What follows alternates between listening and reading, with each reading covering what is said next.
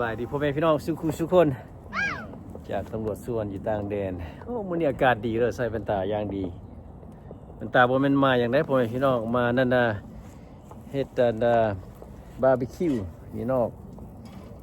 อากาศดีหลาย แม่นละว่าอากาศดีหลายเนี่ยมาบาร์บีคิวปิ้งปลาบึกซีนบักหลายนะนี่กำลังเฮ็ดปิ้งมะเขือเฮ็ดเจียวมะเขือตามเดิมพี่ตานี่ก็พ่อ สบายดีสบายดี ตามเดิม พวกนี้มันพวกมาเฝ้ากินบาร์บีคิว แม่นละ นี่ว่ากินบาร์บีคิวมาก่อนหมู่อีกได้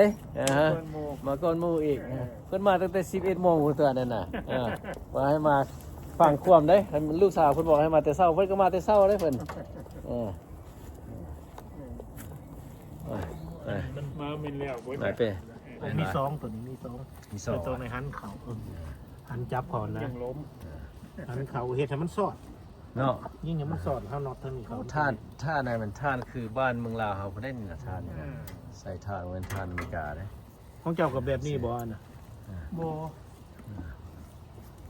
เป็นแบบนี้ของใครมันแบบเป๋ๆนะเป๋แล้วมันจับ เอาเฮ็ดตัวแปรๆมายิ่งเขานี้เอาแต่ซ้ำนี่ขึ้นมานี่สิยิ่งน็อตให้ยิ่งให้มันสอดได้ นี่ ยิ่งให้มันสอดเอาเขาประมาณนี้ แล้วก็ยิ่งอันน็อตตัวนี้มันง่ายเลยมันบางตัวนั้นคือการแนนปัญญาสองน็อตตัว แม่อันนี้ตีมันหวานที่จับ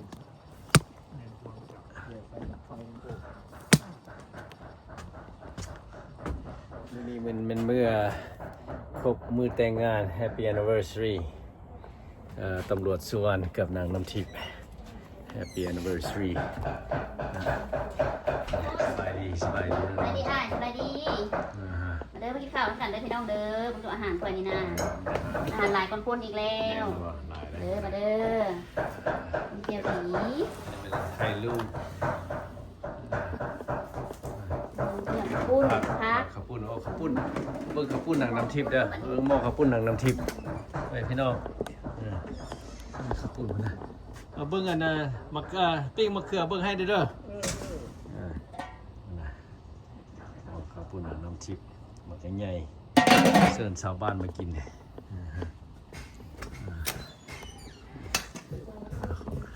ไว้หน้าไปบ้านของตำรวจสุวรรณต่างแดนอันนี้มึงมาเฮ็ดลาบกุ้งให้กินให้กินแซ่บได้เหรอตอนเรื่องลาบเรื่องอย่างนี้ซุปปักนี่เราค่าขนาดเลยเอาทำไมไปนะห้องน้ำบ่ะอ๋อโอเคพวกเราได้เป็นอะไรเป็นอย่างมาลูกสาวเราคนนั้นได้ปลอดภัยเขาได้ Happy Anniversary โอ้มืดเท่าไหร่เปิดไฟได้ไหมแน่แม่เราบอกแม่มันก็มาแต่ตั้งนานมาแต่11 โมงเลยบอกได้ให้มา11 โมงก็มาแต่11 โมงซื่อขนาดไหนนะฮะ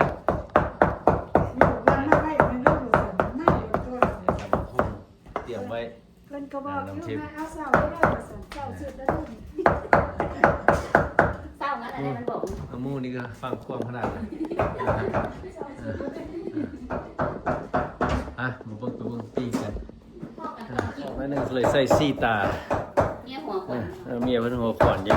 ใส่ซีตาตะเวนออกไว้ก็ใส่ซีตาไปปิ้งเด้แม่นแล้วฮะสิมีใส่เนาะบ่มีใส่แต่มีแต่เพื่อนตำรวจแล้วไปบ่มีได้อยู่ใส่มีแต่เพื่อนตำรวจเด้ใส่ซีเพราะว่ามันแดดมันแทงตาน่ะแดดแสงตามันโน่นห้วยมันอยากกันปิ้งบ่อยากคักปานใดเลยนั่น ซ้ำใดล่ะ เบิ่งคือสิแม่นซ้ำนั่นติ ซ้ำ ตั นี่ ว เนาะ มันใหม่ๆตัวนี้ ใหม่ก็นี่หวะ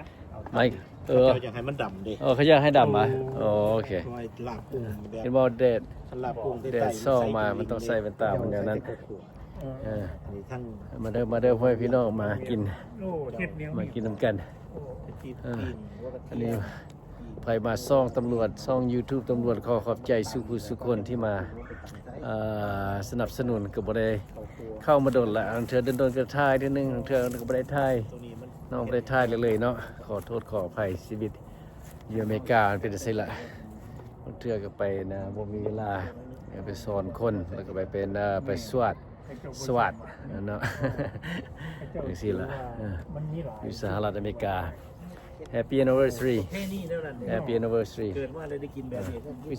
ได้เท่านั้นได้ละตี้สำนักกันเนาะ ขางนี่นี่ ได้ละ โอเคบ่ อ๋อจะเชื่อไปปะไปไหมไปชิปปิ้งเลยสินะ เจ้าของเนื้อ เออ เป็นยังไง อ่ะเบิกกันไปต่อไปต่อเพื่อนพี่น้องเอาต่อกำลังปิ้งกำลังคัด ไปขางัวหั่นนะ ตรงนี้ Buddy haven't seen for a long time บ่ได้มีเอาออกมาสดๆมาถอกจังได๋เอาแจว too fun There's my buddy Hey what's going on What's all come together, man. Hey what's going on Come on welcome Thank you. We still cooking How are you? Yeah Good Nice to to see meet you. You too. How you doing? Hey, good to see you. You remember him right at Sunroom Yeah. Yeah Hey, everybody. You too, sir.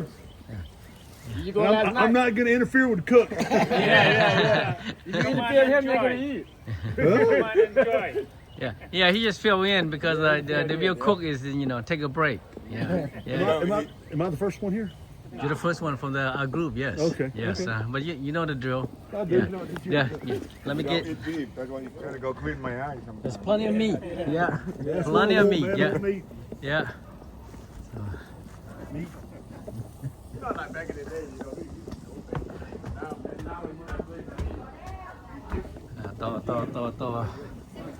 เนี่ยทางนี้ในนี่นะอันนี้นะนางสุปานนี้จะไปเห็นหน้า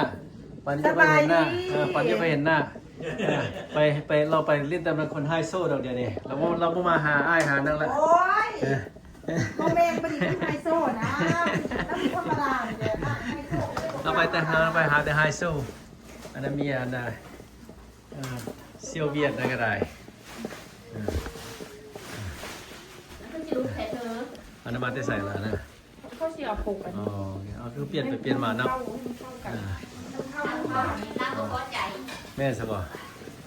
อันนี้ก็พาเฮ็ดผมจะดีกันได้ ปกติสองเซียวเห็นกัน เซียวเห็นกันว่าดำเนินตู้เวียด อ๋อ นั่นแหละ น้ำลิ้นอันนั้นของเรา โอ้โหเช่าเนี่ย แต่ดึงมันมาทางหน้าหลายๆคนทางนั้นทางหลัง You good ทางหน้า เนี่ย มาทางหน้าอยู่ในหลาย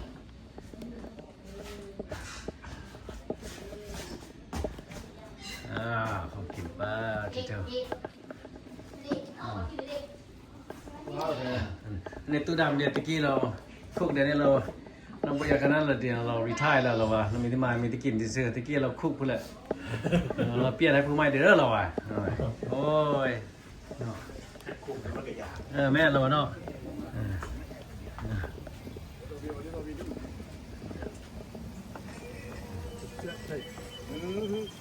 No, I have an egg track. You mean? That's way before cassette. Look at this right here look at this สีมือไหม้เลยมันเนี่ยสีมือไหม้ได้ไหนฮะตะกี้ตู้ดำมือเก่ากำลังกินมือเก่ากำลังกินมือไหม้เลยเนี่ย กิน enjoy ก็ดิสุกมันเนาะ โอเคซีซอยเลย ป้านก็ได้ แล้วปลาบ่ ก็ปลาไปถึงก็ได้ปลาไปถึงก็ได้ ไปทั้งขางมันเพราะว่ามันย่างอยู่ยันผมว่า Delicious. แต่มันเป็นอันนั้นทั้งเรื่องเลยทั้งเรื่องเอาหรอวะ อ๋อดังเทิงยังมีหลายอยู่ ทั้งลุงทั้งเรื่องผมมีคน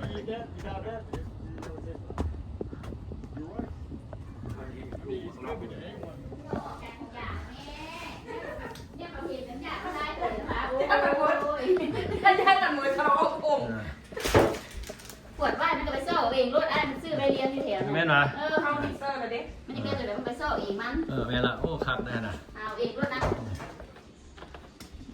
ขอบใจจิมเส้นน้องสาวน้องนางเบ้าลายซื้อมา นั่นกับวันนี้ได้ นี่กับนี่อีกได้แม่เราอ่ะฮู้ยู อย่ามาน้องกูได้ให้ได้นี่ ขอบใจจะได้หน้าอีกโอ้ยเนาะ อันนั้นเก่งๆคอย เขาหุ้ยดอกเหมือนดอกเจ้าเนี่ยค่อยจะไปเป็นเจ้าภาพให้ดอก เราโคตรลูกตา คนพ่อคนแม่ พ่อคนแม่ เป็นคนพ่อคนแม่เราเฮ้ย มาต่อไปเสมอแล้วพ่อแม่พี่น้อง Happy Anniversary Happy Anniversary หักนอกอ้วนเลยจริงคู่กันคู่กัน แต่ยานผู้ปกครองผู้สัญญาณโทรศัพท์คู่มืออะไรจะเฮ็ดคู่มือก็เฮ็ดเนี่ยจะเฮ็ดคู่มือกันบางที ซีแบเวซีแบจะไปแม่เด็กไปบ้านมาเลยนะมูกระซอยอีกอันควรยืนเด็กกว่าที่จะค่อยมาอันนั้นไฮโซกับหากมาตอนที่ค่อยมาไฮโซกันได้ คือชิ้นแรกได้ตรงไหนว่าซอยเอาดิเอาจะทายไหม ไอ้น้องๆเอาละวันน่ะ เอาแล้วนี่ ถ่ายวิดีโอแล้ว แต่ว่าบ้านนี้ก่อนพออยู่พอ เพิ่งมาครั้งที่สอง การประมูลตอนนี้เนาะมีเทคนิคเอาเงินมานะ เทคนิคอะไรบ้างคีย์บอร์ดได้เนี่ยนะ ไม่เห็นแนะนำ มือคีย์บอร์ดได้บ้างเรื่องแต่คีย์บอร์ดแต่มือแก้มลิงกับว่าแต่แก้มลิงอ่ะฮะอันไหนคีย์บอร์ดเนี่ยนี่นะแต่คีย์บอร์ดนั่นแหละ เติมสิริ กันดูแผนกกันบันไดเห็นว่าประมาณแผนกว่าการเมือง ประเด็นนี้เนี่ย แผนกนั้น อัน นี่ นี้ ตะ ลี กี้ จังนักร้อง แผนกกินเลย เฝ้าเรื่องเมืองบางโบ ชื่อเรื่องนี้จะบอกจะเห็นในวิดีโอเอานี้จังนักร้อง แม่นะ เรื่องอะไรขอบคุณแซ่บขอบคุณยัง มันนี้เจ้า อันนี้ก็สองคนนี้ว่าอยู่ที่นี่ก็ได้ โอ้ยพุทธ นี่นักร้องเลยสองคนสี่ร้องมือนี่แล้วถ่ายทอดจับเจือเด้อ ใช่แล้วเว้ยเนาะ มึงร้อง อันนี้ก็ อย่าเพิ่งให้ อะไรตุ๊กตาไม่เห็นหน้าเห็นตาโดนเลยแม่นั่นน่ะ ร้องเพลงสิแล้ว สิวะนี่อะไรเราใส่ยาจะมาใส่ ยังคุยกันนะสองคนอยู่กัน แม่เราบอกฮะ กินแต่รถเนาะ เห็นแต่รถเห็นรถไกลไปไกลมาเนี่ยใกล้กันก็เห็นกันเนาะโอ้ยเอาแช่ว่า Happy Anniversary ไม่คุณเอาน้ำทิพย์ก็ได้